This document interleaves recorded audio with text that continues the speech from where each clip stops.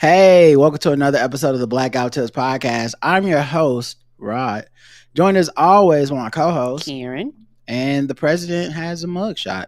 The current president. He sure does. Who's bringing in the National Guard to crack down on crime in D.C. The irony.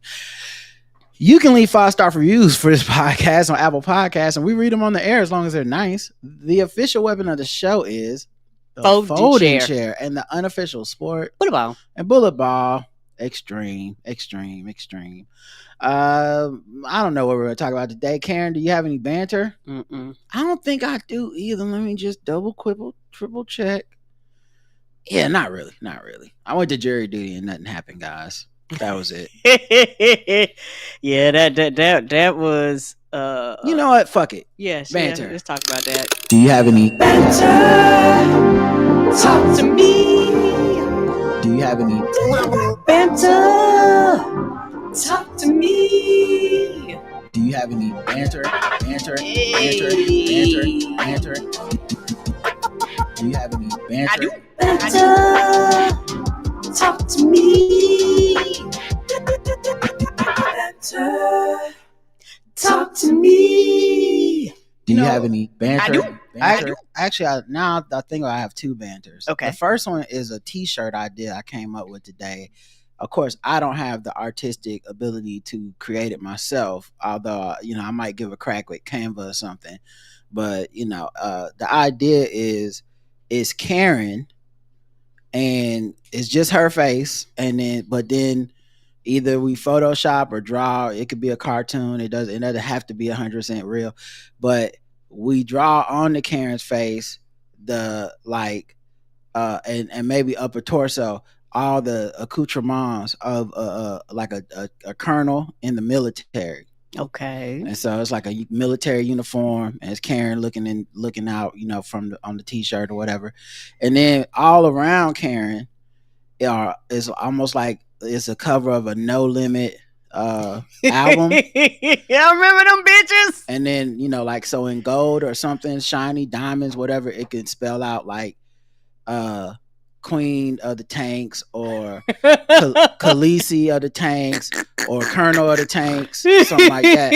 And I be tearing them up. And then behind Karen is a bunch of tanks, right? But each tank got one of the tanks from our show on it that people know, like Michael Dyson Tyson Jr. or the ones we had this week, Lil Boosie Collins. But each tank got that written on it as it's coming at you out the screen. And I don't know, it'll be so many tanks. I don't know. I don't think we're gonna have room how for them all. But I feel like that would be a dope T-shirt. I don't know who can make it, or if they charge or what. I might go to the Sugar Ray Leonard one. Sugar Ray Leonard is his name. Yes, but so that's not what I call him. I don't know what you said. Oh, I call him Billy Ray Cyrus. I remember that. So there's a bunch of these that could be made No Limit style. And it could be a dope T-shirt. I would want one of those shirts. Or it was reversed. I was talking about Billy Ray Cyrus. Couldn't remember Billy Ray Cyrus. It said Sugar Ray. Okay. My point is, there's a lot of these. It is. There's so many that we could. I got some good ones too. Some shit I forgot about. Could put on a shirt. I know fans keep track of these and stuff, so it's just something to think about. But I just thought that would be a dope shirt. I feel like people would love wearing those. And then the other thing is I had jury duty, but it was a bust. Now I know what you guys are thinking. Oh man, you had to do jury duty. Sorry, no. I am horny for justice. I want some justice. I told you're like Stan on American Dad. I feel like I'm a pretty smart guy. I would like to be involved in some of these cases. I watch a lot of true crime. All I do is watch Fatal Attraction and For My Man. You do. You watch a lot of that. Yes, you do. I live in a black city. I'd pay them to be on the jury. They don't need to pay me. I'll take the free parking and the money for the day, the $20, $10, $12. But I don't. That's not what I'm in it for. I'm in it for justice. And so I showed up, and this was like that time where they tell you like, yo, you got to show up. Like, yeah. Because most of the time I call them and they're like, you don't got to show up. hey, don't worry about it. But this time they never put up that thing that said, don't worry, don't show up. So I said, shit, let me show up.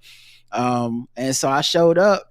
Now they say get there at 8:30. I probably walked into the lobby at 8:40, 8:45, because you have to park.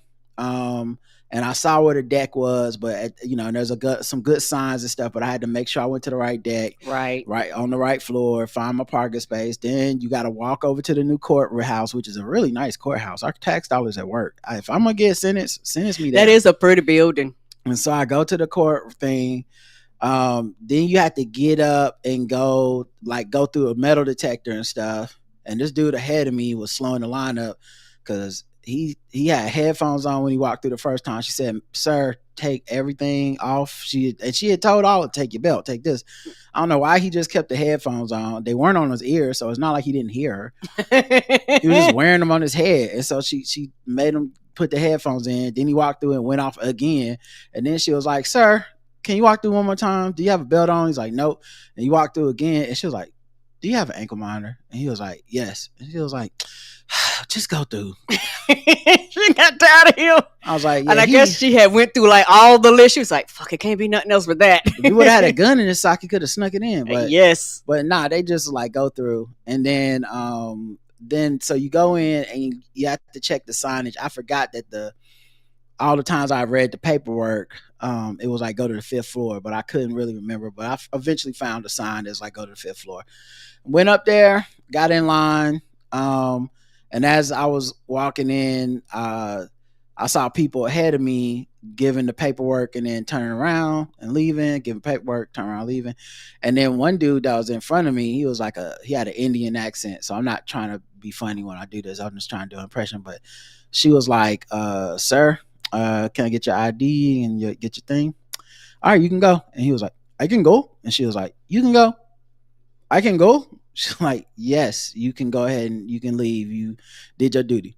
So I can leave." Like he was like, "I don't want to leave this bitch and y'all tackle me and arrest me talking about the way it is now, buddy. I don't blame you. Like, are you telling me the truth? I won't go ahead and get shot because you done told me the wrong shit." I was surprised. Like I'm like, honestly, if I was not honestly, I mean, if I'm being real with y'all, I was a little scared.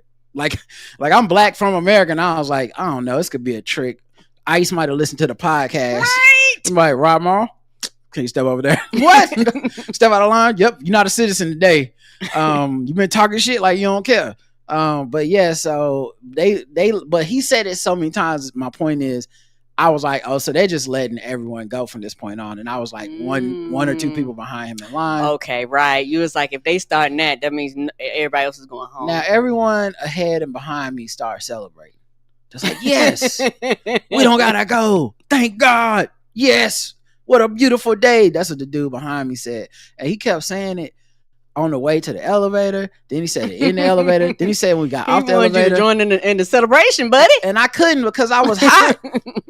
I was like, man, we could have been fucking stopping a murder. We could have been on the Diddy trial. I don't know what the fuck be happening in these cases. Courts. You don't know, they be changing jurisdictions. You don't know. I might be the one juror that's can see through the bullshit. They be like, he's black. He definitely did the crimes. And I'm like, wait a minute. If he said he was fixing to get ready, that means he wouldn't be ready for another 20 to 30 minutes. Therefore, he could not have been there at the time. We saw the text message. It said fixing to, not fitting to. But y'all don't speak that because y'all not black. Y'all don't speak that jive. Y'all not black. So y'all about to put an innocent black man in jail. Thank God I was one of them 12 angry men or whatever the fuck. And I didn't get to do none of that. Mm-mm. So I just went and had breakfast and then went home. But yeah, it was. Yeah, I got breakfast out of the deal too. Thank you. Yeah, I bought you some. You wouldn't go. You wouldn't go long at all. Like, right? Now, I mean, you were literally back at the house by 10. Right. It was sad. I was like, man. Because I think you missed the first one, though. You didn't call the first one. I literally forgot which day I was supposed to go up there, and then they sent me a notification like, y'all, hey, what happened with the last one? I was like, oh shit, I did forget that. So this one I was like, I'm gonna make sure, because I think you can miss it 3 times without an excuse, then they start finding you and all this other shit. Although they did have to put a message in there. It's like, we will not put a warrant out for your arrest, so don't.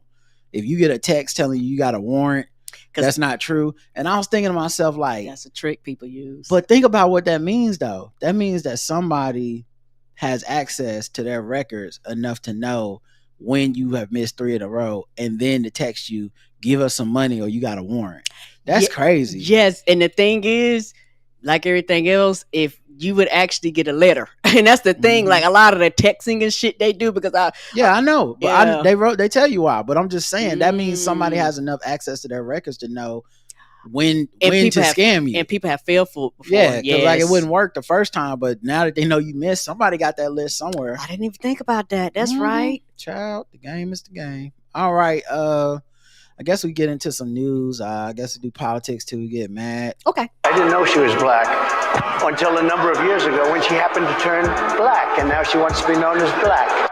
People have got to know whether or not their president's a crook. Well, I'm not a crook. I've earned everything I've got. There's an old saying in Tennessee, I know it's in Texas, probably Tennessee, that says, fool me once, shame on, shame on, shame on, shame on you, shame on you. Fool me, we can't get fooled again. Tell you what, I don't know about you, but I'm going to go to bed.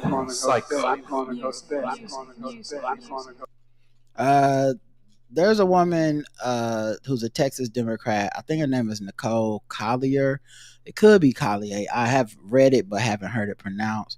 But she slept on the state house floor in Texas because the Democrats came back to the state after, I think, 2 weeks and said, they had to sign these things where either they agree to have a police escort or they can't leave the state house building. They can only go to their office or back under police guard. Yeah. The fuck is this? I don't know the legal, like, I don't know how this is legal, meaning I don't know the rules. So I don't want to say something that's not true and be like, this is illegal. I don't know that it's illegal. No one seems to be acting like it's illegal, even though it sounds illegal. Like, how you gonna and then they issued a thing that said, like, citizens arrest if any of these people are caught in the state and not attending to their job and showing up for the quorum or whatever. So anyway, she spoke out about it. She about how she slept on the house floor and all that stuff to CNN. Who don't stay too late. Commercial, but she spoke out with CNN about it and how, this part of her protest. There were 2 other Democrats that stayed the night with her. Both of them had signed the pledge. One of them stayed the night and then left in the morning. The other one, that seemed like, stayed the whole time and posted like pictures and stuff of them sleeping in there overnight. She had her bonnet on. She was like, I'm not signing at all. Fuck y'all. Don't blame her. Why y'all monitoring me? That's basically a Democratic Texas lawmaker spent the night on the state house floor. She's still there. State Representative Nicole Collier is one of the dozens of Democrats who returned to Austin, Texas yesterday after they had left the state to protest the Republican redistricting efforts that have been going on as we've been tracking. Collier refuses to go along with a Republican demand that the Democrats who left the state now have a law enforcement escort if they leave the Capitol grounds until the House reconvenes. Most Democrats complied, signing what they called permission slips. Collier said this about why she would not. We've had enough. We've had enough of them taking all of our rights away.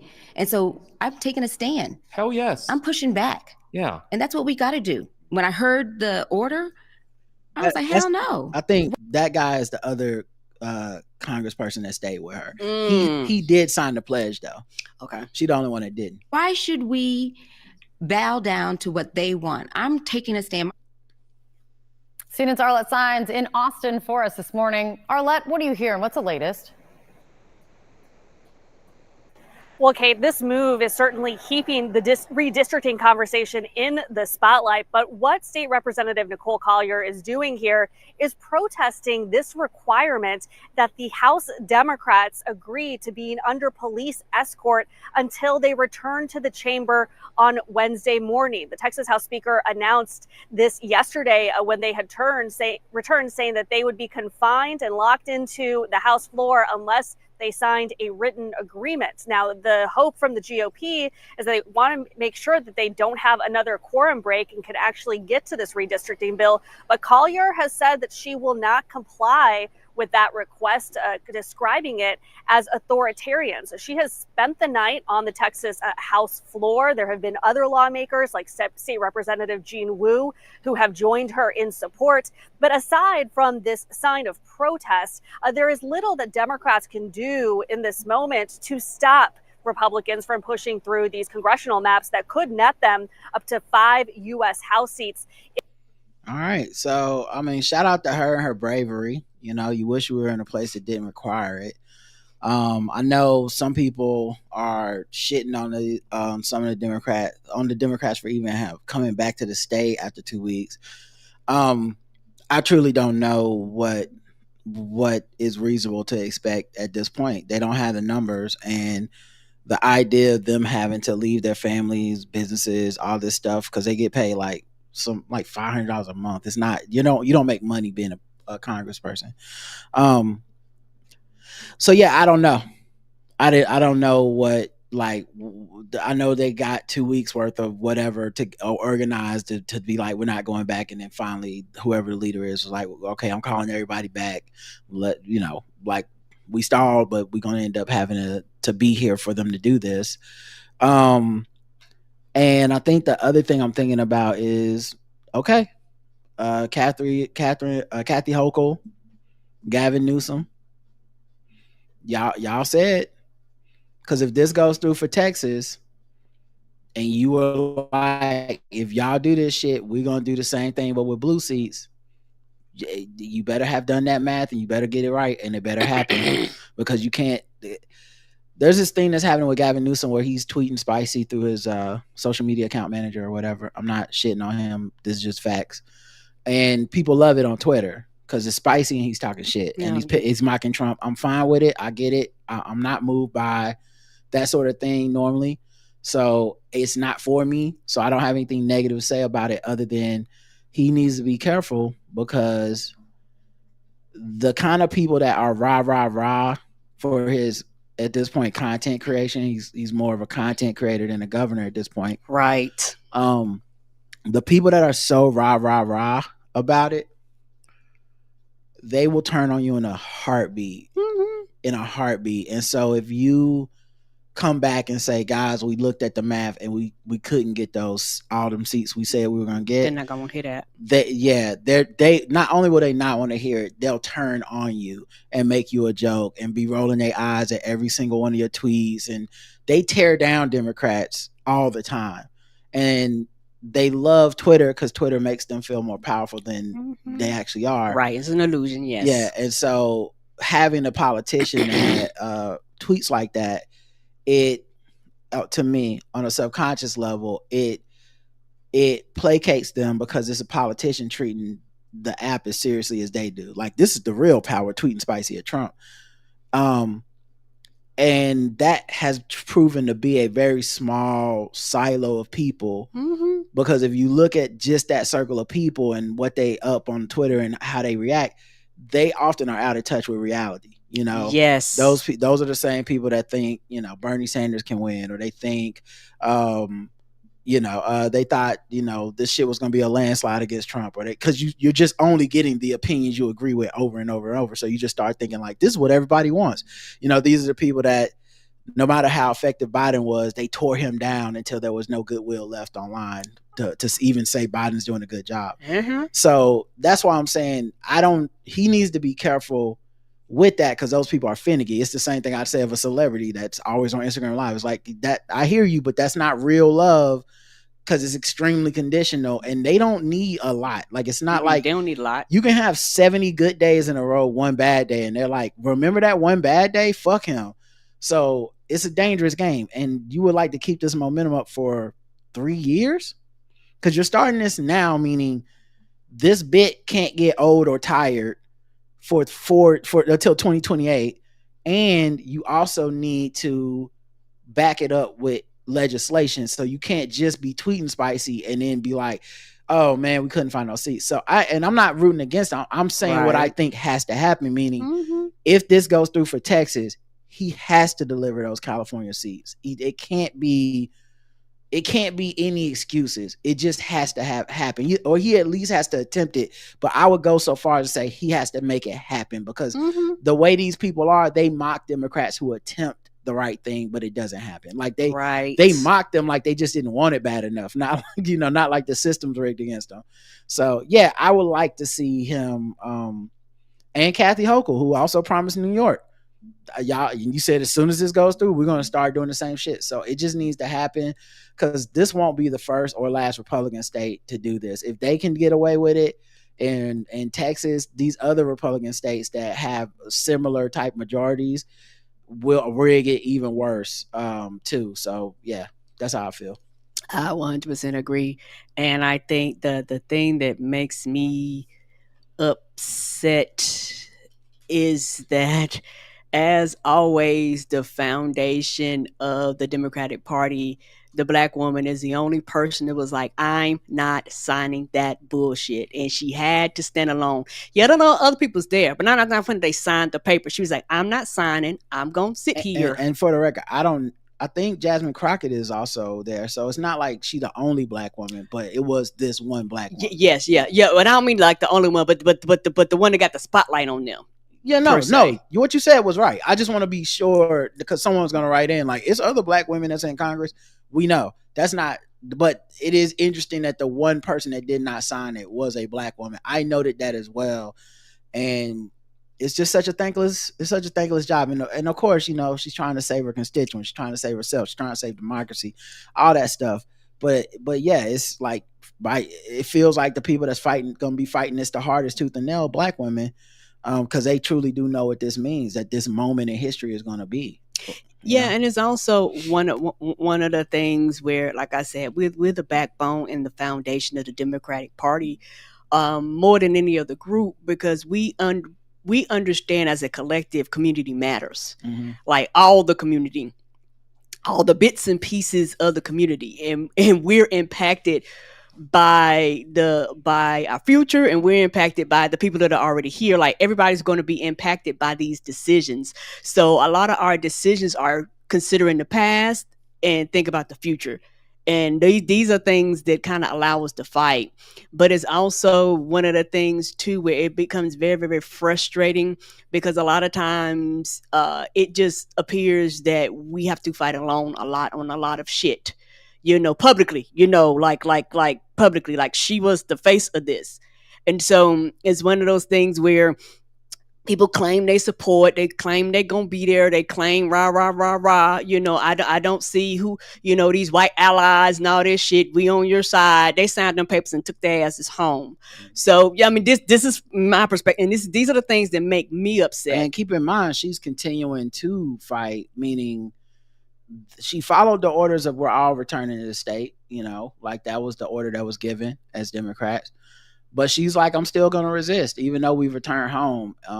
And I think for the others, it means that they've essentially given in to like reality. And I don't mean it to, I'm not being disparaging of any single person in this. No. I truly think all these people were brave to even have left the state for the 2 weeks they did. Agreed. I know people are angry and they're going to keep moving the bar, because they're angry and they don't really care. What they would do themselves, they couldn't even possibly say. But right, when it's someone else being brave, then we can measure like what they should have did and how they could have did it. So I don't imagine that it was easy to do what they did. But yeah, she's continuing to fight even after everybody's giving up. Yeah, and it's a sacrifice. It is a really big sacrifice. You're away from your family. If you have children, if you have a mate, somebody you need to take care of, all this stuff, you are literally away from them, standing up for what is right. And it is a personal sacrifice. Like you said, it was a personal sacrifice for them to leave for 2 weeks. That was a sacrifice. And it's very insulting when people are making sacrifices on the masses' behalf, and the masses turn around and be like, y'all not doing shit. Yeah. And that's the part that's very insulting to me. And that's the part that makes me frustrated. it makes me upset. It makes me mad because like like I said, this black woman is standing her ground and be like, I'm not signing, fuck it. I'm just gonna be hanging in here, sleeping, napping, going to my office and coming back. I know they got showers and stuff on premises and things like that, and no, I guess we'll just be looking at each other every day, Officer Jones. Yeah. And then the thing that's kind of frustrating too, though, is that when she does eventually probably sign something or do whatever, they're not gonna. That people will also be like, oh, she couldn't make it another 60 days or whatever the fuck. Like, there's no bar that's big enough to just be like, thank you for going above and beyond. The American people put us in this situation. Yes. And I will say that, and I will continue to say that. I don't care about people getting mad. I don't care about people getting upset. Everybody want to blame everybody, but people need to take personal responsibilities for the actions, the things they said, wasting time, arguing online with people. You are accountable. Not voting, you are accountable. Voting for Trump, you are accountable. I hold you all accountable. I have the right to fuss and complain and be angry and be mad and be upset because I put 5 on it. So if I put 5 on it and I don't like what's happening, I got the right to voice my opinion and voice my displeasure about the shit that you're doing because you're not representing me in a way that you should. And so, for me, I really do take this shit seriously because you can't look at what she's doing and look me in my face and tell me both sides are equal. Bitch, they ain't. They're not. What Democratic state is telling Republicans, if y'all take y'all asses out of town, you got to sign these goddamn permission slips, they will have a fucking hissy fit. So I know it's not right. GOP lawmaker accused of distributing child sex abuse materials resigns from office. I didn't know that they still did resignations on that side. I thought they just wrote everything out. Right, I thought they doubled and tripled and quadrupled down. Yeah, he's in jail awaiting trial on charges he distributed sexual abuse materials involving children. He's resigned his seat in the state house. RJ May's resignation letter was dated Thursday, but didn't arrive until Monday morning. He wrote that it's in the best interest of my family and constituents to resign immediately. Oh man. They got him red-handed, so to speak. Ain't no fucking way. Your digital fingerprints or real fingerprints is on something. And they were like, sir, come on in. Yeah. We got your IP address and your real address. Come on in. Right. Sir. Yeah, because I'm sorry. They got Polaroids and pictures online. Let's go, sir. You are under arrest. Yeah, I can't imagine there's anything... I can't imagine there's that. He must just be like, I did it. You know what I mean? Yep. Like, it's just he's about to go in there and maybe sing like a bird or some shit. I don't know. Something's about to go down. Because that's something they don't do. They don't be stepping down. Yeah, I think he's guilty. Yeah, because it's one of them things. They're not Trump, so you will actually get time and go to jail, and Trump won't give a fuck about you. Yeah, and it hasn't really seemed to trickle down to the rest of them. So you got guys like Mark Robinson from North Carolina who had sex scandals and race scandals, and he's a black man and he got blown out and Trump won. So it does not trickle down to these other guys. That means guilty. I told you, I knew your dad for a long time. He did that shit. Guilty as fuck. He did that shit. He's a 3-term Republican. He's accused of using a screen name. What was it? Joe Biden 69. What? Mm-hmm. He did that shit. Guilty as fuck.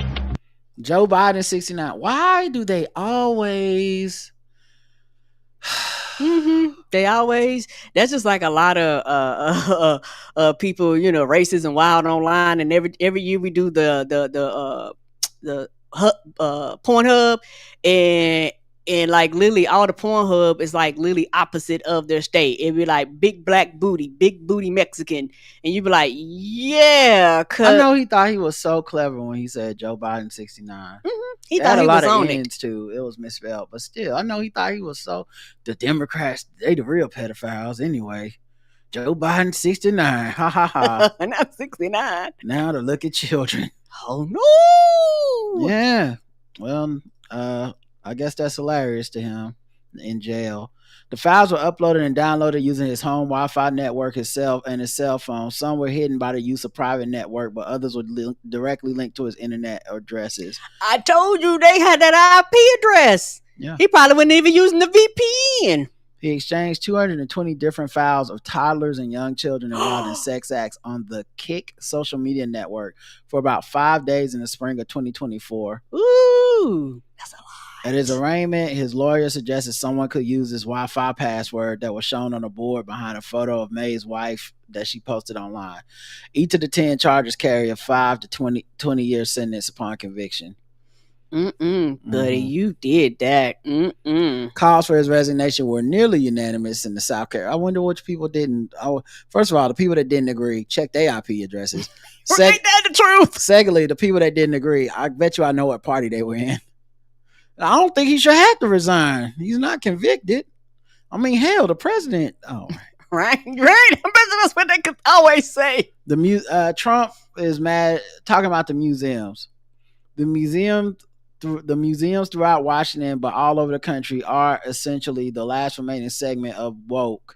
The Smithsonian is out of control, where everything discusses how horrible our country is, how bad slavery was, and how unaccomplished the downtrodden have been. Nothing about success, nothing about brightness, nothing about future. That's the whole statement. All of it's not true, but also crazy. Mm-hmm. He says, we are not going to allow this to happen. I've instructed my attorneys to go through the museums and start the exact same process that has been done with colleges and universities, where tremendous progress has been made. The country cannot be woke because woke is broke. We have the hottest country in the world, and we want people to talk about it, including our museums. And, of course, make America great again. Mm-hmm. I know it might be illegal, but I hope the people that are over all these museums, I hope they go through before they come and take that shit down, send it to Bob's house and tell Bob, send that shit somewhere where they never get their hands on it. Well, we got a sequel idea for the National Treasure franchise. Now they got to steal back all the woke art to keep the government from getting to it and destroying it. Yeah, it's gonna be sad, but give it to other countries. Be like, y'all know, y'all keep our shit. Send it to other countries. We want to see our shit. We gonna have to go to France or Europe to see American history. Governor DeSantis announces deportation depot immigration detention facility at a North Florida prison.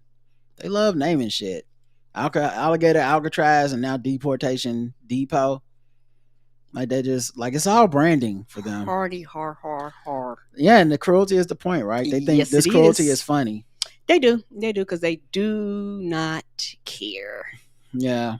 So even with their constituents that will be impacted by this, they don't care about you. And I know it's gonna be inhumane. You know it is. It's gonna be fucked up. Because Alligator Alcatraz, quote unquote, that's not the real name, but that is fucked up. like the point is to be like, look at how many people we have squished in here. Look at how hot it is. Look at how we're gonna make it so we're gonna make people so upset that they won't even come to the country. They're gonna be so scared. That's exactly what they want. That cruelty is the point. The fear, the punishment, all that stuff. Mm-hmm. So let's see what else you got here.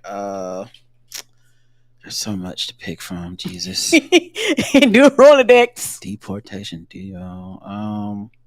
Freaks people out. Joe Rogan corners MAGA lawmaker over ICE raids. Corners. Raw attack. Y'all be doing too much with these titles. You know he ain't cornering nobody. He ain't corner nobody. He was probably just like, I don't even know the audio. I don't even know if it's on here, but I guarantee you he didn't even say it. He was like, these things here freak people out. If I didn't even raise his voice. It freaks people out, man. That's what he said. He didn't say it like, it freaks people out, man. Cut it out. Like he didn't corner him. But he had Anna Paulina Luna. Oh, a fucking lunatic. That bitch. Oh, of course she's on this show. What's she done? She the Latina woman with the red dress that's always. She's like the person that's like, we need to look into Tory Lanez case against Megan Thee Stallion. That lady, she don't give a shit about nothing. Yes, that lady. Yeah, she's just completely like a batshit crazy. She's just completely like a grifter over there. Right. And so she's doing everything to try to make her like she's a big I love Trump person and going over the top. And so yeah, I guess she went on Joe Rogan, and of course he would have her on. but he had he basically said that it freaked people out or something. I absolutely believe this is true, but also it was a reaction to some of the ICE raids. He's talking about because she fiercely defended his policies, dismissed protests against ICE around the country as being propped up by Chinese money. And he said, I absolutely believe this is true, but also it was a reaction to some of the ICE raids. So when he says, I absolutely believe this is true, you realize what he's saying? Her conspiracy that the ICE protests are paid for by China. The first thing out of his mouth as a journalist, I know he's not, but that's my point, is, well, I absolutely believe that that's true. Like, these protests are just fake. So he's already into a conspiracy. He don't believe actual Americans are like, yo, this shit is crazy what you're doing with people's rights for ICE. No, that couldn't be real Americans. So, I mean, a few might be, but mostly. He said it was a visceral reaction. He said, but also it was in reaction to some of the ICE raids. It was a visceral reaction that a lot of people had to the idea of people just showing up and pulling people out of schools, pulling people out of Home Depot, pulling people that were just hardworking. That's what freaks people out. He added that none of this was what he had in mind when he heard Trump speaking about immigration on the campaign trail. Get out of my face. I don't believe you. This is what you wanted. You and all these other people are not going to turn around and lie to me. You know, what are you going to tell them today? What are you going to tell tomorrow? It's piss. It's piss. All right. I wonder what he's going to do today. I wonder what he's going to do tomorrow. This guy just pissing. He's pissing all over us. He's pissing on you. What does it taste like? Chief, what does it taste like? Because you know what? It tastes like piss to me. To me, yes, it does. So you're not going to tell me it ain't. Should have won the Emmy for that role. But yeah, he added that it wasn't what so he said, when people thought about ICE, they thought, great, we're going to get rid of the gang members. They didn't think, great, you're going to get rid of the landscaper. The gang member is a landscaper as far as they're concerned. What are you talking about? Yeah, so meanwhile, I'm sure he'll have Kash Patel on the next episode. Maybe Elon Musk or somebody. What a fucking douchebag, man. Yep. I didn't even think this would happen. You mean the thing he kept saying that he was gonna do? The thing he campaigned on? When he said the Haitians were eating the dogs and eating the cats. What did you think that meant? You fucking imbecile. Yeah, and at the end of the day, I don't trust it because tomorrow he'll be back on some bullshit. Even in that quote, I mean, I do absolutely believe China is doing you because you're a fucking idiot. God. All right, you know what? I'm mad. Let's move out of here. Let's get out of this part. See what else we got here. What kind of news do we have? You know what? Let's do some Who news. We haven't done Who news in a minute. You know me. I don't know nobody. I know. That's why we do it. News.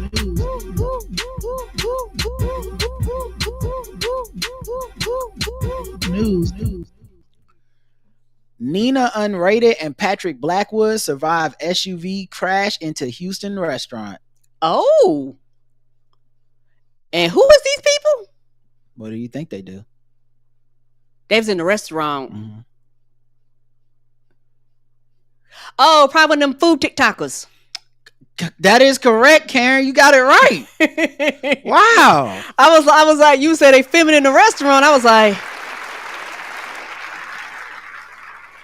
they are influencers. Okay, that makes sense. I was like, I don't think people don't sound like no singer or actress. Yeah, they was in there getting their grub on and the fucking car crashed through the damn window.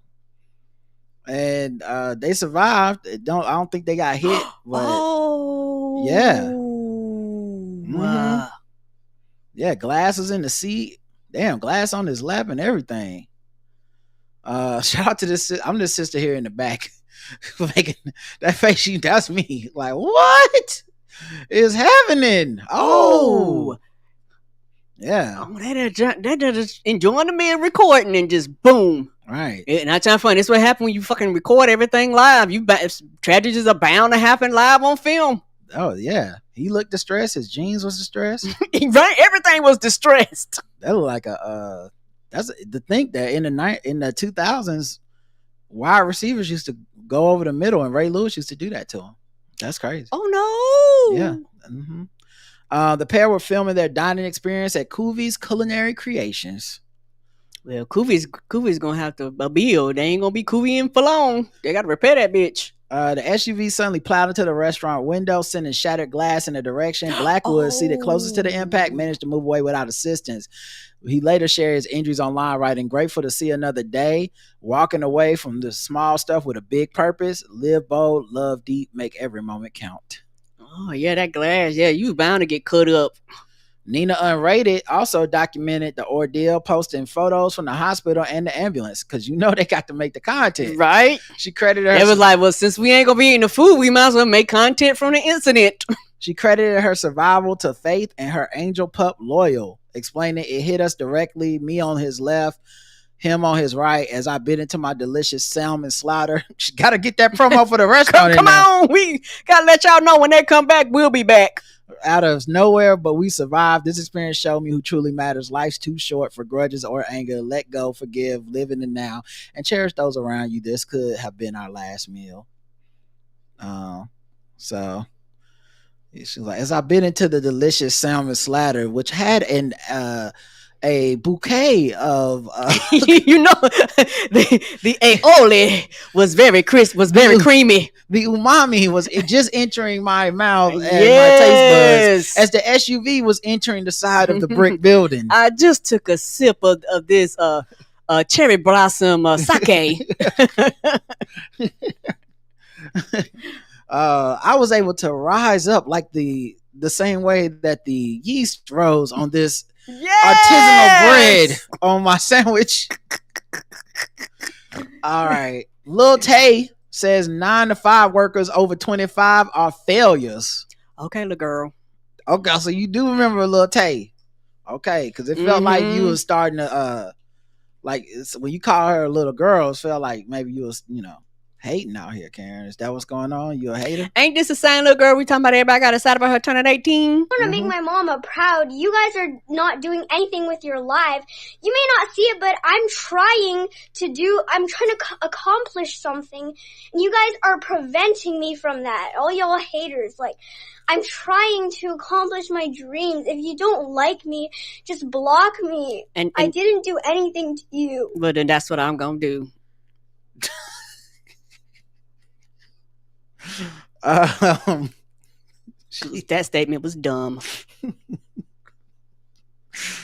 Oh, Lil Tay, I feel you so much, though, girl. It do suck, but most of us have to work these jobs. I'm gonna be honest. You think we want to be on these 9-to-5s? I feel the same way, girl. I'm gonna feel you. Okay, I'm over 25 and I ain't made my bag yet, and you spitting straight facts about me. It's not helping, but it's facts though. What can I say? Thank you, Lil Tay. I guess this is the video. See if I can play it with sound if it doesn't cut the commercial. If you're over the age of 25 and you're still working a 9-to-5, you are a failure. By then you should have already made your bag. And ladies, every single one of you should drop the link like me. Just literally just make your bag. Who gives a f what anybody thinks? Screw your family. My family kicked me out. I got disowned. They don't talk to me anymore. They don't f me. But who gives a shit? I can literally buy their whole life if I wanted to. I'm good. Also, fuck education, because Harvard was never going to help me make 8 figures. That's why I dropped out of it, and I dropped the link instead. She dropped out of Harvard. I wonder if that's true. Right. I mean, it's a bar to say it, but it also is like, I wonder if she got into Harvard. Yes, look, Lil Tay, I mean, she's right. These bitches are failures. Disown your family. Drop your family, drop the link. That's what I say. I might get on my OnlyFans grind. I hope it's not too late, though. No, I would advise against that. Okay, all right. But listen, this is why I feel. If we're gonna cut the Catch Me Outside girl some slack, because we know she never had a chance with them parents. No, she did. My guess is Lil Tay is probably in a similar boat. So you better hope this shit lasts forever, because the second something happened or that money gone, they gonna be like, well, bitch, what about the people over 25 that work these 9-to-5s, bitch? She gonna get them jokes. Rilo Rodriguez says he shells out $4,000 a week on lean. Ooh, rapper. Rilo Rodriguez has never shied away from his love from sipping lean. He was most popularly known as one of the first artists to be signed to Lil Baby's 4PF record label. Rapper, I'm going to stick with rapper. While his music has amassed a fan base for records such as Home Run and Walk, is he a baseball specific rapper? Right. I'm stealing these bases, bitch. Stealing these bases. Other such hits as Double Play, Single, Triple, Home Run, Slide is one of his best songs. Shortstop. Oh man, wait Outfield. Seventh inning stretch that's when he really goes in. Right. What? Home Run and Walk? Wow. It is his funny... Somebody said Grand Slam. Right. That's hilarious. It's his funny social media habits that keep him in the spotlight. However, this brief January chat with the rapper interview A Ways to Wave was no laughing matter. He asked the 29-year-old, asked him, what's the most money he spent on lean in a week? He briefly paused before landing between $3,800 and $4,000. Fans immediately flocked to the comments, with some slamming Rodriguez for his potentially lethal habit, while others encouraged him to find a cheaper supplier. Nah, that's way too much for lean, nephew. We can get it cheaper. You need to be getting your shit wholesale. You better go to the Costco. Right. Stop messing around. Right. You can get double that. Right. Other critics bashed him bashed the interviewer for even asking him that, calling him corny, questioning why he would ask the artist something. Why wouldn't he ask something music related? Because y'all wouldn't have replied to something music related. You sure wouldn't have. They were trying to go viral. You wouldn't have cared. Like, let me see if I can get him confessing to a murder. That's what worked for DJ Vlad. Mm-hmm. You know, he was like, keep rolling. Yeah, exactly. I'm not trying to help him out. I'm trying to help me out. Mm-hmm. Let's see. Chef G gets ready for prison. Everybody makes mistakes. Chef G. Mm-hmm. I'm assuming he one of them celebrity chefs then? No, he is a Brooklyn drill rapper. Oh, my bad. I got that wrong. So I guess Chef Boyardee rapping too then. That was, it might be one. That's a good one. If a dude's name's last initials are R and D, like if my name was Rod Davis, I would go by Chef Boy RD. That's a good ass rap name. They be like, that is a really hard rap name for real though. Like, dog, you heard that Chef Boy RD? Yes. Like, man, dog, that motherfucker can rap. What are we talking about? Mostly recipes. He just raps. You know how some people write recipes online? He raps the recipe, and it starts with a long story about his family, because he can never just give you the rest. Like, all my songs will be titled stuff like spaghetti, but it wouldn't just start about spaghetti. It'd be like, it was a dark night. Like, what? Tell you about the grocery list. When I grew up, my daddy used to take me on his knee, tell me how to make spaghetti. I'd be like, can I my utensils? My songs would come with skip to recipe buttons. Yeah, that's hilarious. Yes. Fast forward the track if you want to get to the recipe. Yeah. You start talking about in 3/4 of an inch of time. And then and then when the beat was playing and shit, it would be like, cause the recipe wouldn't rhyme. That part wouldn't rhyme. Mm-mm. So then when the beat was at the end, instead of an outro, every song would just have a recipe, and it'd be like, first you want to heat the skillet to medium. Make sure you oil your pan. Like, all my ad libs would just be like, it would like, make sure you chop up the onion, slice it. Yes. Make sure you heat the oven to 425. Heat it. You be like, julienne slice. He was that's hilarious. All right. For more heat, add more peppers. One more peppers on the heat, ho. He got a 5-year sentence because he caught that sentence after pleading guilty to attempted murder. Shit. And conspiracy charges tied to violent gang activity. So he was murdering more than that beat, apparently. But before he starts his bid, the Brooklyn drill rapper let the world know his heart was with his girl. Throughout our ups and downs, I learned how to become a better man. You taught me and walked me through so many things in such a short time. I love you more than everything, baby girl.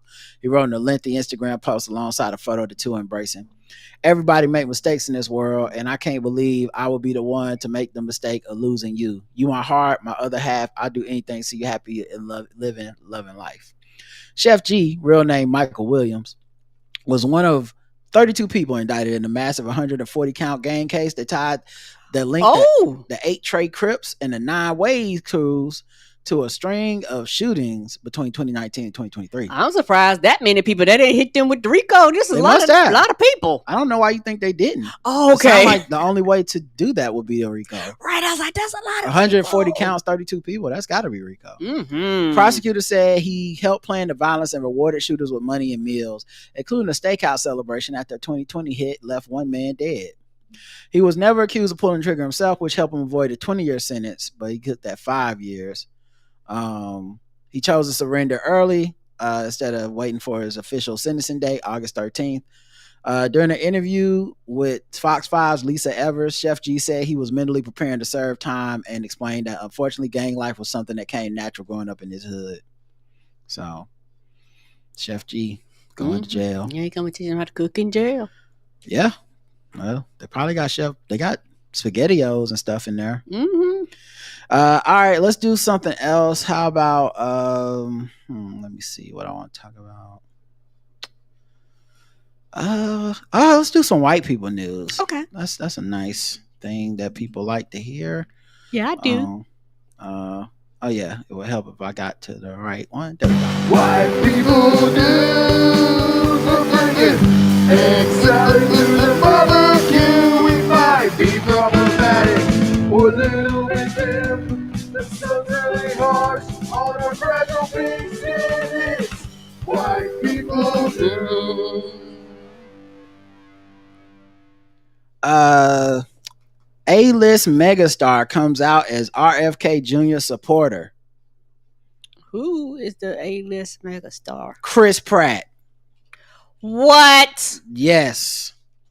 I mean, we knew he was already secretly Republican, possibly conservative. Why couldn't you just have kept saying nothing? Because he's actually married to Katherine Schwarzenegger, who is a cousin by marriage to RFK Jr.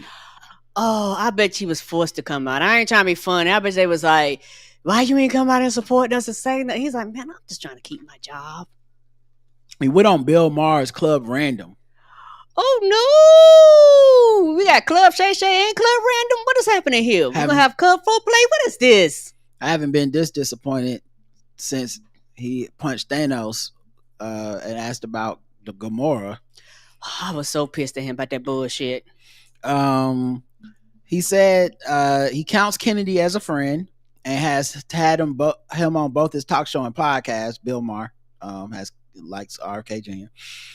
and that they're parts of the Make America Healthy Again agenda he loves and that he wishes him well in his efforts. I hope there are certain things that he oversees that seem to be supported in a bipartisan way, like getting terrible toxic stuff out of kids' food. I think that's a great thing. And so if you just do that, that's amazing. He adds, or maybe Chris Pratt said this, I don't know. Oh yeah, okay, this is what Chris Pratt was saying. Okay.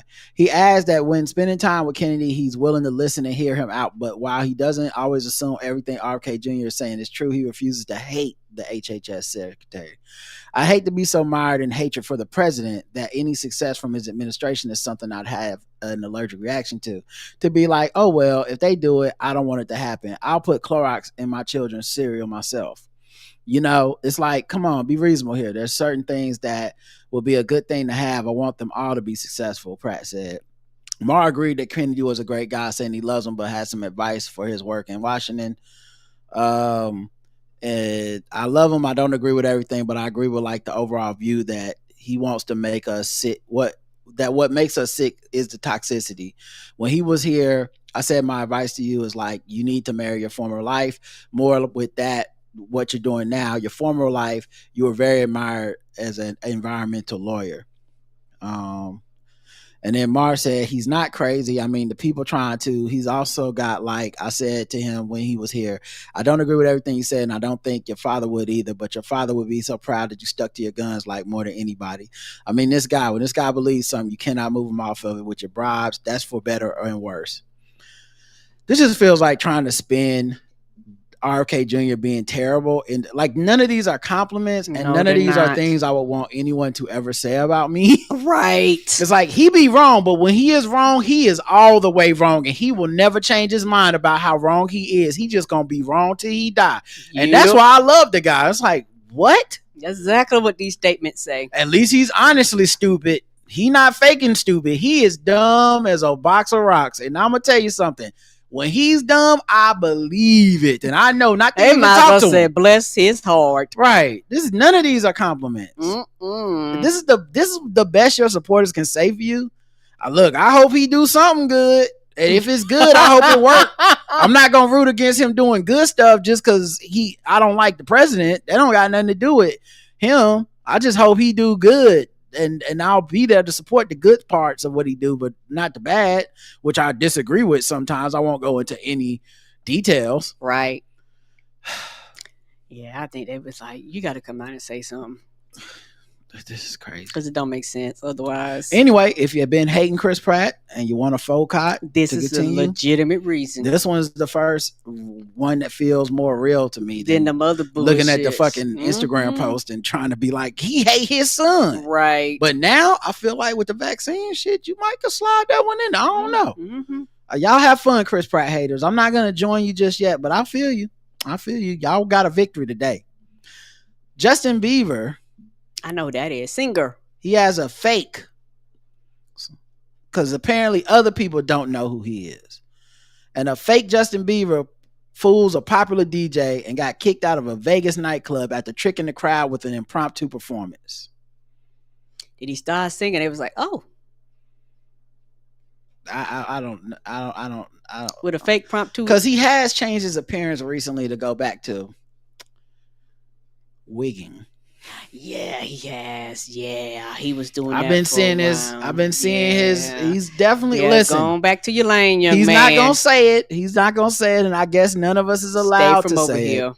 But he's getting his roller from Claws on, and I've seen it, and I don't trust it. He must got a new album with a hip hop influence coming out, right? Working with Pharrell or somebody, and he was like, "I got to come out because, child, you better go on over there like Justin Timberlake and go on in the woods with a sweater and get all that out my face." Okay, this man might as well call him Sally Beauty Supply the way he's wigged up. Okay, the wig levels are off the charts. The wig levels are so high, I was expecting a Korean lady to yell at me and tell me to hurry up and buy something or get out. Right. Hurry up and buy. These wigs.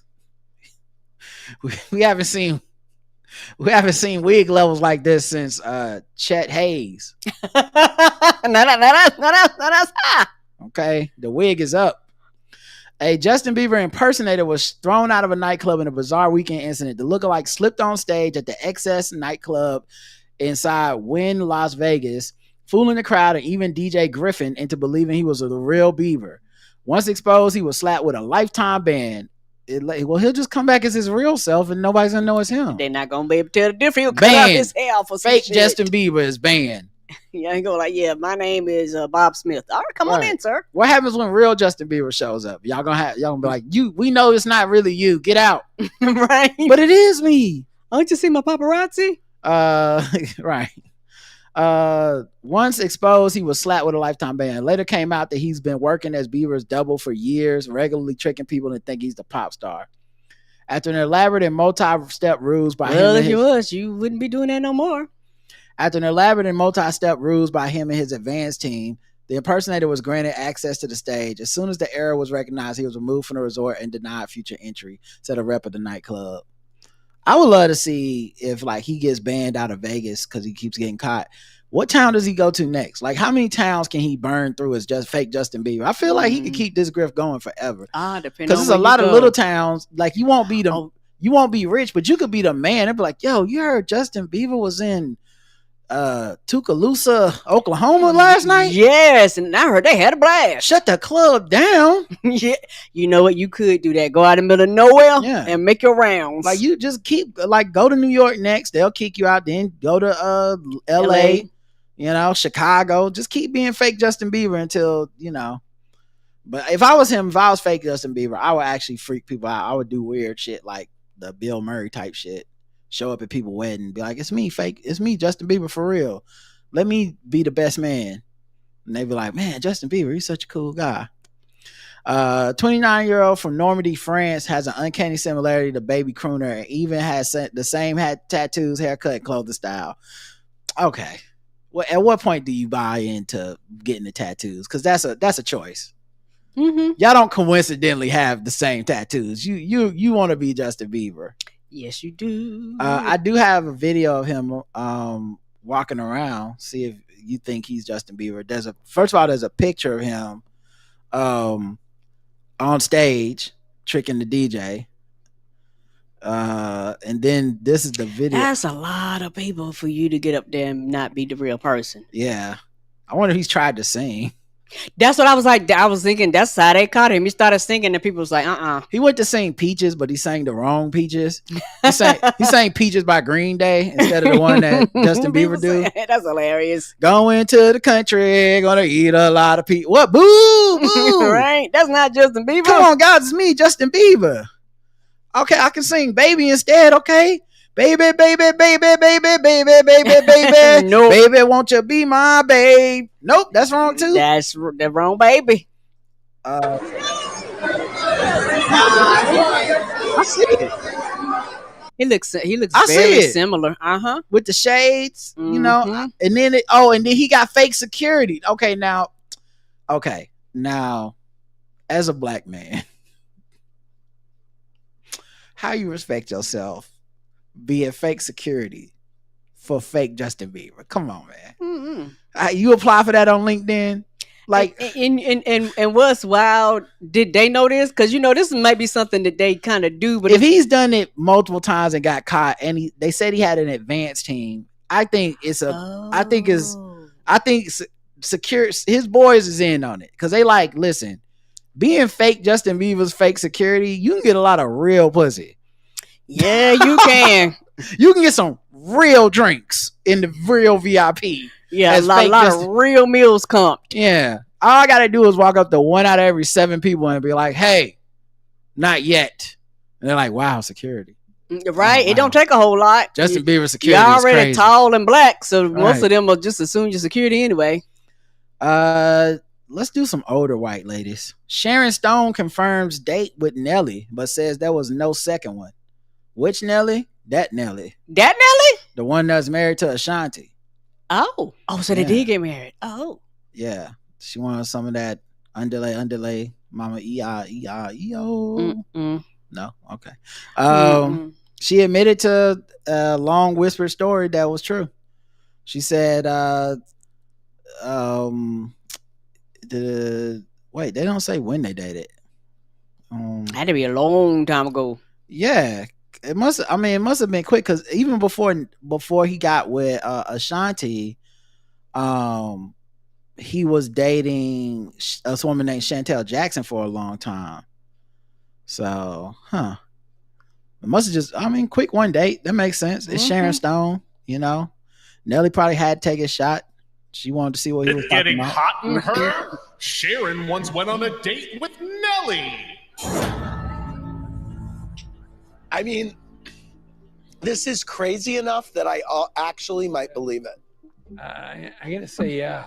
So I guess the game is it's supposed to be like, is it true or not? And then they guess if it's true or not. The guest must look into the camera, try not to give it away, and then they tell you if it is. Aaron, did you go on a date with Nelly? Yes, I did. Did you have a second date? Bob Odenkirk. No. Oh, they never promote nobody too. Got it. Yes, that makes sense. That makes complete sense. Yeah. Anyway, I don't know. It's not that surprising. It's not Laura Dern dating Common and Baron Davis surprising. That's surprising. And another rapper at some point. I was like, Laura Dern out here getting these niggas like that. Pulling them, ain't she? She was out here taking them down. Right? I ain't know that. I ain't know. They'll get hit with that darn. And when you said Baron Davis, you made me think about his show I love. What the fuck, Baron Davis? Yeah. I love that goddamn show. Yeah. She put that darn on him. Yes, she did. You say Laura Dern, I say Laura damn. Jennifer Aniston and her new boyfriend Jim Curtis. Who the hell is Jim Curtis? What is up with these women and their men and their funny names? You know, Jim Curtis is a funny name. It's not as good as some of the ridiculous ones we used to have.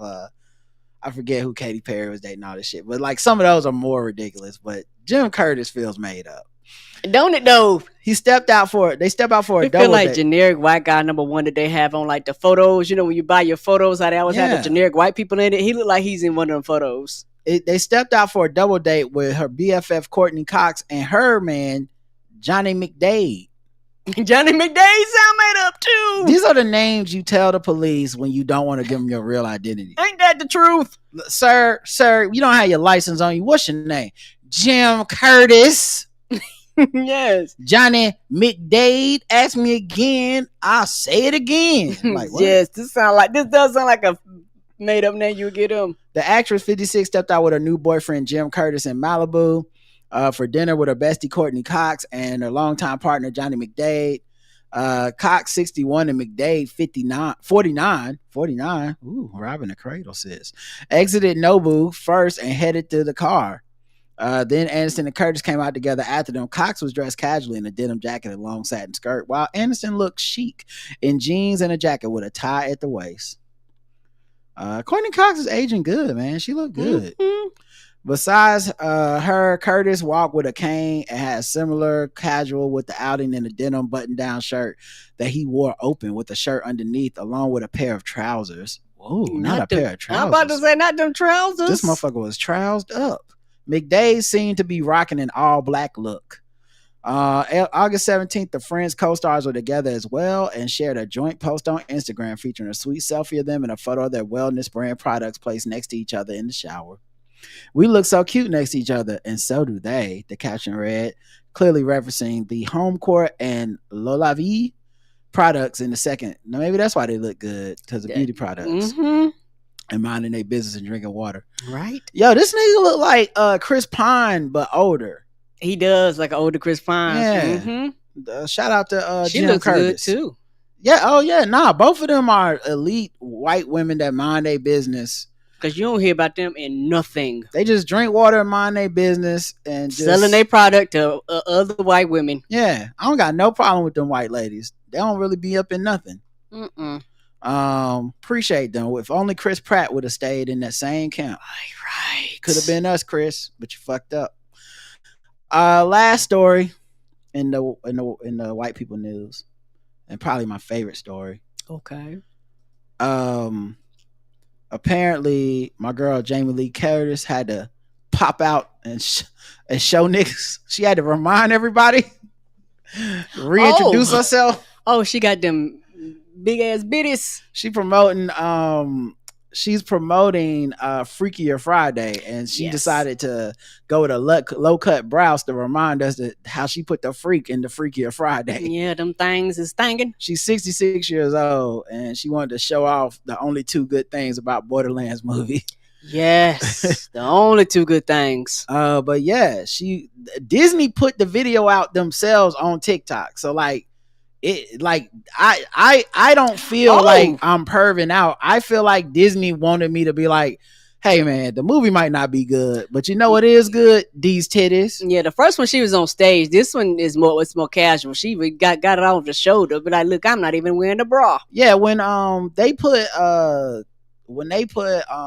this on TikTok, Disney Studios official account, they just captioned it Titty Tuesday. Like they knew. They knew today is Titty Tuesday. Let me see. It's Jamie Lee Curtis. Come see Freakier Friday. The same level of nostalgia and joy and laughter and happiness and tears and friendships are being enjoyed again now 22 years later. You're going to join with a big group of people who are finding something really sweet at the end of the summer to remind them what it is to be alive. I'm just really privileged that I get to take you on the ride. And so thank you. Oh yeah, I might have to go see this now. I don't know how that's the best marketing they've done. Ain't that the best for the whole ass movie? Yes, it is. I'm looking more forward to this than the Dr. Doom movie. Like Doomsday. Can they cast her in Doomsday? I hope so. She was like, "Listen, guys, these titties have been real since True Lies, okay? Right? Okay, you might want to trade places with these titties. Some of us been in the, and I get it. Look, I'm a Jamie Lee Curtis hipster myself. She's been around a long time. I've been looking at them titties since Trading Places, okay? So I get it, guys. I know that's what everybody want to say, but it's still crazy that she pulled them things out at 66 and had to pop out on us. There are 3 other actresses that are younger than her in this movie. And honestly, none of them could have pulled their titties out and had us be like, God damn, Jamie Lee None of them. This is like Jamie Lee's Swordfish. When they was like, we don't have a movie in Swordfish. We accidentally made a shitty movie. What can we do? Can we pay Halle Berry $3 million a titty to get her to go topless? And they was like, you know what? I think we got a movie. And they sure did. And that's how I feel about this Freakier Friday. They said, listen, nobody gonna go see this shit. Okay, it's been 50 years since the fucking original. Right. Who the fuck are the people that want to see Freakier Friday? We don't know those people. We did a Q rating. We did all kinds of audience tests. We couldn't find anybody that want to see Freakier Friday. Damn, I guess we can't make the movie. Well, hold on, sir. Before you leave, we did do another survey. And while we couldn't find anybody on Earth that wanted to see a sequel to Freaky Friday, we got 100% audience reply to people that want to see Jamie Lee Curtis titties. Now, I mean, do what you like. Well, I guess we got a movie. Do what you will with those facts. Okay, we didn't even write this question down on purpose. We accidentally stumbled upon it in one of our meetings. Yes, we was talking to the people. They was like, "We out. We don't want to see it. We don't want to see it."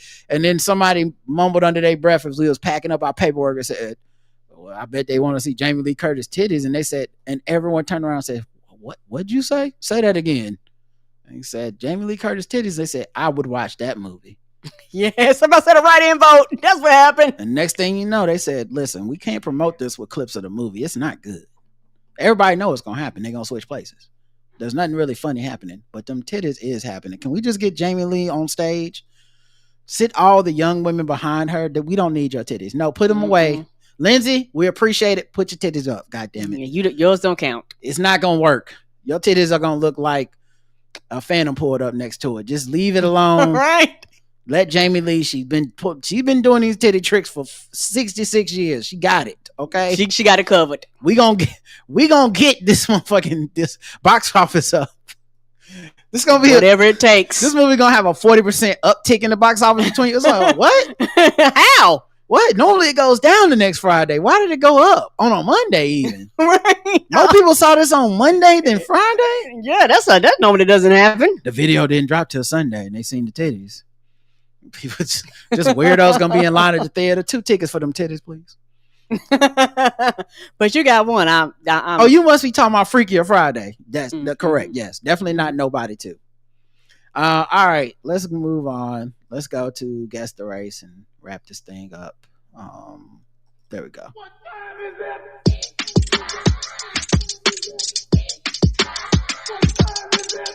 It's time to guess the race. It's time to guess the race. It's time to guess the race. It's time to guess the race. All right. Some terrible ones today. Oh, no. But we're going to do what we do. Okay. We'll go around the globe, find different articles, guess the race of the people involved. Today's contestant is Karen in the chat room. A Colorado man who turned himself in for shooting his wife and leaving her body by a pond has been sentenced to life in prison. Goddamn. Stephen Chan, 80, was found guilty by a jury of first-degree murder almost 1 year after he called 911 to report that he killed his wife, 54, Jane Chan. According to the court documents obtained by CBS, Stephen Chan admitted to confronting his wife about stealing his vegetables and cooking pans, as well as accusing her of infidelity. I think it's the infidelity. I don't think it's the What kind of pans? I mean, what kind of vegetables then? Is this some good quality pans? Because good quality cookware harder to find than a woman 36 years your junior to date. You know what? Good thing. And it depends on the vegetables, particularly if you took the time to grow your own vegetables. You know they good. Yeah. And I mean 26 years. I'm sorry, I said 36. Stephen admitted to confronting her. After he accused her of cheating and stealing his vegetables and pans, he bound and gagged her and dragged her into his car, drove her to a nearby pond, and shot her twice in the chest. Woo!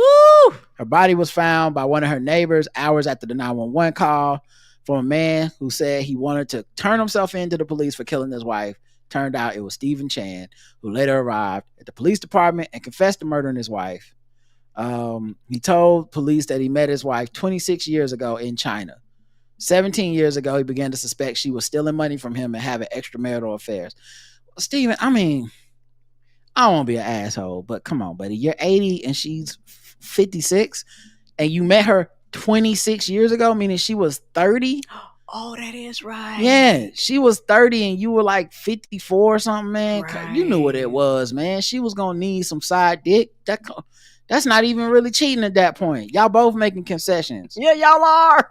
You give her money and shit. She sawed your old balls every once in a while, and both of y'all look the other way.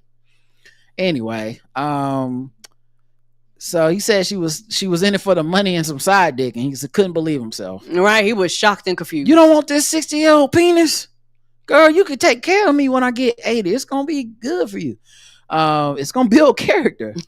Stephen Chan told police he and his wife stopped speaking to each other 2 years prior to her death after he confronted her. Police said that Stephen Chan stated that to them that he began planning his wife's murder when he suspected she was taking vegetables from his garden and stealing his cooking plans. So he was like, in his mind, I didn't kill her for the cheating. That's obvious. We broke up for 2 years. But then I went outside and my motherfucking turnips and cast iron was gone. I couldn't take no more. I came in and my wok was missing. I fucking flipped. Okay. Crock pot gone. Corn missing. Okay, well now you gonna be missing. Right? Something's getting buried in this garden and it ain't gonna be my pans. It sure ain't. He confronted her about what she did with his cooking pans, about her boyfriend, and some things the boyfriend had said about her boyfriend's address. Oh, wait a minute. I think this man's lying. It was definitely because she was fucking this other dude. Because what the boyfriend got to do with the vegetables? Right. You feeding him my potatoes? Right. I looked at him. He looked real starched up. He had a lot of real full off of my potatoes. A lot of carbohydrates. She then denied having a boyfriend, but then became quiet when he brought up the details. She asked what he wanted, and he told her that she had to pay a great price. Guess the race of Stephen Chan. Asian.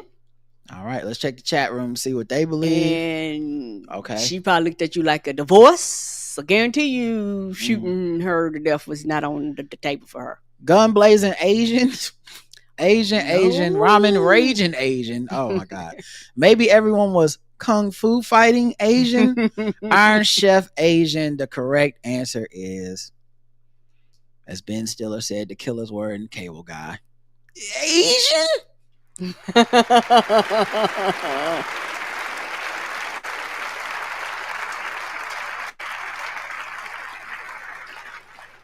Whew. Men are so dangerous. Mm-hmm. Can't break up with nobody. Just break up. Just break up. You Just 80. Leave. You 80. Go to the old folks home and rack up, homie. All right. You could be balling. Well, let's see. Another man attacking somebody. Let's see. How about this one?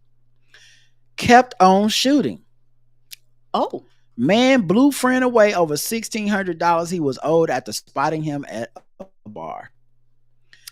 And this is why, if I can't give it to you, I'm not giving it to you. Mm-hmm. If I can't give it to you with like no strings attached, if I need them coins, you can't have it. So we can still be cool. Yeah. So you won't have to murder him when you see him at a bar, Karen? That's why you do it. Yep. An intoxicated Georgia man who was picking up his sister from a bar and frustrated that she wouldn't come outside stormed in to get her. As the man walked inside, he saw a friend who owed him money, prompted him to confront the person and gunned them down following a 40-minute talk inside the victim's car. 40 minutes? Man, just shoot me right away. What the fuck? Right? What is we talking about for 40 minutes? We got to record a podcast first? Right. I don't got it. I ain't giving it to you. Shiva Vareen, 52, was sentenced to life in prison on Friday after being convicted in the same day. He was found guilty of malice murder, felony murder, aggravated assault, and possession of a firearm during the commission of a felony following the shooting of Andrew Carpenter outside of Da Bomb Sports Grill. Not Da Bomb! Boom! That's their motto. It's DABOMB. All one word. Da Bomb Sports Grill. No. This happened February 13, 2023. So, right, the day before Valentine's Day, which is known as Shoot Your Best Friend Day. Apparently. Officers arrived at the business and found Carpenter lying on the ground in the parking lot with multiple gunshot wounds to his head and chest. Vereen had walked outside with him to talk about $1,600 that Carpenter allegedly owed when things turned violent between the pair. Here's what's crazy, because y'all are going to forget this detail, but I would like to remind everyone it's detailed now. He walked in the bar because he was mad that his sister was coming out too slow so they could leave because he was her ride. He then saw this man, got distracted, went outside, talked to him for 40 minutes in the car. He made the time for this murder. Yes, he did. He went from, I got to get out of here, oh my God, to, nah, we gonna settle this today. Vereen, either my money or your life. Vereen, who was in the front passenger seat, went to retrieve a black handgun from his Lincoln SUV. The shooting was captured on surveillance video. Of course it was. The bomb gonna have big video. Carpenter was with his girlfriend that night at the Bomb Sports Grill when he was killed. She spoke to police and identified Vereen in a photo lineup. An ex-girlfriend of Vereen was also interviewed by the cops. He was talking to her before the shooting around 12:48 a.m. He was intoxicated but otherwise normal. He said he was driving to the bar to pick up his sister. Shiva was frustrated because he was texting his sister and she was not coming out, so he had to go in and get her. Around 3:24 a.m., the woman got a call from Vereen stating he just got shot and killed someone, and he was going on the run. Thanks for the update. This could have been a text. Ain't that the truth? 3:24. So yeah, they showed a text correspondence between the two of them about the money that he had between him and the guy he shot, about the $1,600. So, guess the race of Mr. Shiva Vereen. I'm going black. Karen's going black. Let's check the chat room, see what they mean. Bop, bop, blackie, black, distracted by debt, darky, black. Oh, no. And from Georgia, dice shooting black. Come on. Black folks, black. Everyone went black. Everyone, you got to correct, he's black.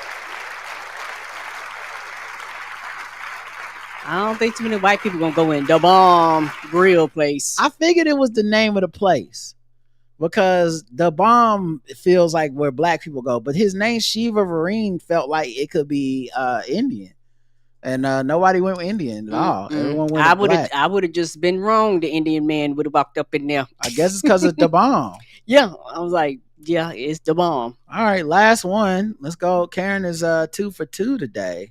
Yeah, if it would have been called curry rice, then I would have definitely said that. Yes. You couldn't help yourself. I mean, the bitch was called the Bomb. I ain't racist. How can I be racist about anybody or anything in my life? How can I? Call them niggas. Just call them niggas. It's time to get gold teeth, gold chain wearing, fried chicken and biscuit eating, monkey ate baboon, big thigh, fast running, high jumping, spear chucking, 360-degree basketball. See, the thing is, he didn't have the money at the beginning of the 40 minutes. He was not gonna have the money at the end. You basically drunk badgered him into getting himself shot because I know he was like, I don't have it. I can't get you $1,600 a night. And you did not want to take no for 40 minutes till he was like, well, just fucking shoot me then. Yes. Just get out the car and kill me. Damn. All right. Woman shot husband dead after he wanted to add new rules to their open marriage.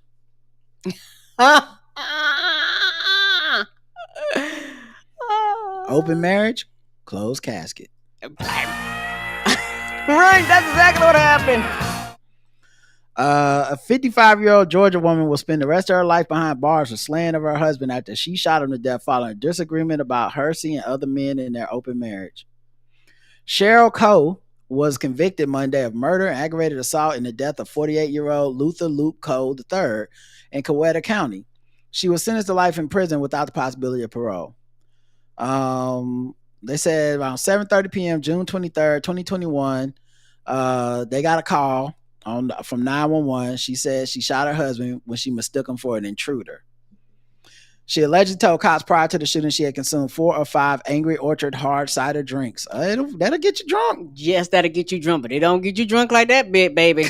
I don't know. I've seen Karen at the 5 Angry Orchards, and she be angry at the orchard. Okay, she's an angry drunk. I can see it. I go to sleep. Child. It's been many a time I've been like, I hope I'm safe up in here. She done had them Angry Orchards. Child. Angry Orchards. That's like spiked orange apple juice. Get out of here.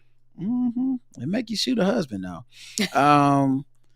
She had him on her porch as her husband worked in his detached garage. She reportedly said she decided to go to bed about 7:15, but awoke around 10 minutes later when the door swung open. Thinking it was an intruder, she opened fire. I was just trying to protect myself. She claimed she didn't realize she shot her husband until reportedly he said, "Cheryl, you shot me." But her story fell apart almost immediately as investigators determined that her husband had suffered a contact bullet wound, meaning the gun was fired as it was being held to the victim's body, not from a distance. So she shot this man up close and personal. Oh, so she's saying that she shot him away, and they was like, yeah, these bullet wounds say you put it to the chest. Right. Yeah, because I didn't think about that. It would hit you differently. Cole then claimed she shot her husband in self-defense. She reportedly said she came home. He came home, stormed into the room and tried to drag her out of bed. She then said he left the room, so she took the opportunity to grab the gun from the nightstand. The now convicted murderer fired one warning shot, which she said made him angry before pulling the trigger a second time. I was just trying to hit the wall behind the TV so it would scare him off to make him leave. I wasn't trying to hit him, but she did. After co-help paramedics rendered aid to her husband, he later died at the hospital. Investigators then discovered simmering issues within the marriage. A series of text messages in the days leading up to the shooting reportedly showed the couple fighting about their open marriage. Cheryl Coe asked her husband for permission to see another man later that week. He then reportedly asked if she was also planning on seeing a second man that same day, to which she responded, LOL. The victim reportedly said her response turned his stomach. She suggested they end their open marriage because it was causing issues, but he reportedly wanted to keep it going with more ground rules. So he was like, listen, you can't be fucking 2 men a day. That's crazy. I'm already struggling to get one woman. Luther Coe reportedly became even more upset when he learned that his wife was talking about their issues with a friend. Damn. You telling people that I got a problem with you having sex with other men? Damn it. The defendant reiterated her self-defense claim when she took trial, said he was more enraged than he ever had been at me. Asked why she initially told cops the shooting was an accident, she claimed it was because she did not want to tarnish his reputation. Prosecutors during closing arguments point out the conflicting narratives. So, Karen, guess the race. What was the names again? Her name is Cheryl Coe. Cheryl Coe. Or Cheryl Ho, as I call her. Cheryl Coe. I'm gonna go white. That's really what it was. Yeah, it couldn't pull them. That's what it is. Hunting Wives white. This murder sponsored by Tyler Perry black. White. What a cuck, literally white. Partner swinging gun slinging Caucasian cowgirl. Gosh. White. Hilarious. White girl wasted. White. The correct answer is white.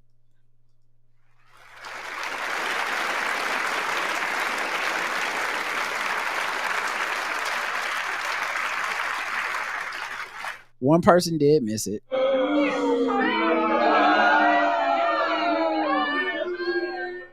Man. So she shot him because he was getting upset about their open marriage and wanted to make some new ground rules. Right. And she was like, no, you won't. I want to know what the new ground rules was, because I bet it was something to do with, like, you can't be laughing about how many men you fucking. That's making me feel terrible. Okay? I'm going to need you to at least say, I don't know if I'm gonna see anybody. I'll let you know, and then go fuck all the men's. All right, let's go to sword ratchetness time.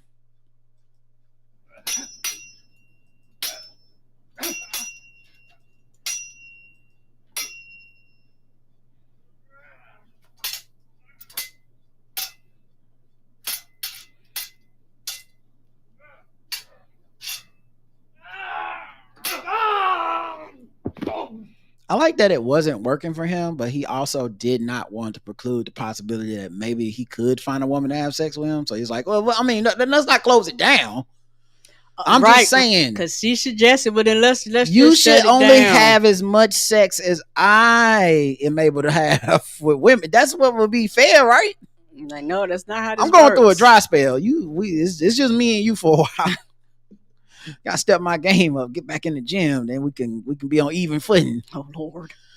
Well, speaking of wives killing husbands, a woman killed her husband with a samurai sword, stabbing and slicing him more than 50 times before replacing the sword in its sheath on a stand. Well, damn. I wonder if she wiped it off with her sleeve like a samurai. You know she did. She took it and slung it in like a like the blood came off. Yes. Put this back on the mantle. Joanna Rowland Stewart, 71. 71. What race? Say that again. Joanna Rowland Stewart. White. She was white. That's correct, Karen. Good job. That was a little bonus check-in for you. That's her walking to the car. She was arrested and originally charged with murdering her husband, Andrew Rowland Stewart, 70, after he was pronounced dead at their home on Lavender Street. Looking like she works in somebody's AP department. I think she took that sword and cut through the hyphen in their last names. As Lou's Crown Court on Monday, the judge heard that Miss Rowland Stewart, who was deemed unfit to plead, told police officers she acted in self-defense. Miss Rowland Stewart, who was transgender, married Mr. Rowland Stewart, known as Andy, in a civil partnership in 2006. The prosecution barrister Charlotte Newell KC said, whatever the cause for attacking Andrew, the sheer number and nature of the wounds inflicted could not have been a reasonable use of force. That was a personal attack. 50 times? That was personal. They said Miss Rowland Stewart had owned the samurai sword used in the attack for decades. Well, only take one time for it to be the attack. That's why all y'all that be telling me like, just one time. Right, you said it, but I own a sword. I'm like, okay, just like responsible gun owners own a gun. Until one day I'm reading about their ass in this segment. It's like, I guess they weren't responsible that day. But in the months before the death, Mr. Rowland Stewart's death, his wife had also searched on the internet for Japanese swords. Then she was like, oh wait, I got one here. The couple who met in 2001. I got one in the back. All right, I don't gotta buy a new one. The couple who met in 2001 lived together on the 15th floor of the tower in Brighton. Okay. Neighbors told police they were a normal couple and that they had never been heard any arguing coming from their flat. Messages between the couples were generally polite and affectionate towards each other. The jury was told that shortly after 7:20 on the day of the incident, Miss Rowland Stewart was seen on a doorbell camera stripped down to her pants with blood visible on her legs and stomach. Miss Rowland Stewart knocked on two neighbors' doors. When one answered, she shouted, "Help, and is dead." Then they called 999, which I guess is their number to call Little Caesars so they can get that percentage off for Herman Cain's memory. That's why that Rest in peace, Black Walnut. That's why that woman at the island was confused because she didn't know it was 999 and not 911. My husband Andrew has tried to kill me with a samurai sword. In the scuffle, I managed to turn the sword towards him, and he has fallen on the sword. That's not falling on the sword. That doesn't happen. The court heard that when the police arrived at the flat, they saw blood on the walls, cabinet, sofa, and in the shower, but none on the dance floor. Interesting. That is interesting. Yes, that is. Mr. Rowland Stewart's hands, arms, and torso were cut. He had injuries to his back and the back of his head, but he fell on the sword. Come on, man. Fuck out of here. He fell on the sword, but his back is sliced to pieces. He fell, but he fell like he was falling downstairs. Like he fell for a good 5 minutes on the sword. He just kept rolling. It was the Eddie Murphy joke. Yeah. Oh, goddamn. The sword, which was used to inflict all but one of the injuries, had been placed on the sheath and back in the stand. See, but he accidentally fell on the sword. Then the sword ended up back in the sheath on the stand. Come on, man. Did he put it there? The remaining injury could have been caused by a letter opener. Well, that's petty. A letter opener? Yeah, that means she went and found a letter opener. It was like, and take this one for the road. One more slice. Yeah, I got something you can mail. Oh no! The jury heard that Miss Rowland Stewart, who told police she tried to push the sword out of her husband's hands, had injuries to her hands that were consistent with holding a weapon. Miss Rowland Stewart was ruled unfit to plead. So They was like, ma'am, your hands look like you was the one swinging. No, I don't think so. Yeah. So the jury was told that because of this. So I guess they're still deciding on if she unlawfully killed her husband or not, because you could take a plea of like, can't stand trial or whatever. Whew. All right, that's it. Deep one. That was right, a deep cut. All right, that's it, guys. We'll be back Saturday, because tomorrow we're doing Balls Deep Sports, so there'll be no Wednesday show. But for premium people and Patreon premium people, you can watch us live tomorrow night from around 7 p.m. to normally record till 7 to 10, and we'll talk, sports. We'll talk about our week throughout the week, music, stuff we're listening to, podcasts, all kinds of cool stuff. Maybe I'll give my real thoughts about the Amanda Seals round table bullshit. But yeah, we'll what was that too telling? All right, guys, we'll be back tomorrow. Until then, I love you. I love you too. Mwah. Bye, everybody.